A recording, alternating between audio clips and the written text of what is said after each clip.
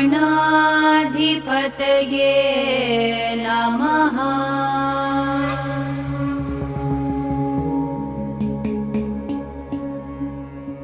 विकटोत्कटसुन्दरदन्तिमुखं भुजगेन्द्रसुसर्पगदाभरणं गजनीलगजेन्द्र गणाधिपतिं प्रणतोऽस्मि विनायकहस्तिमुखम्।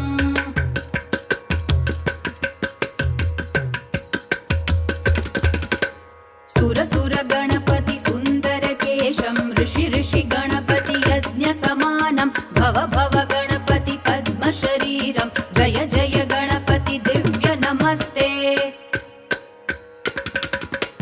गजमुखवक्त्र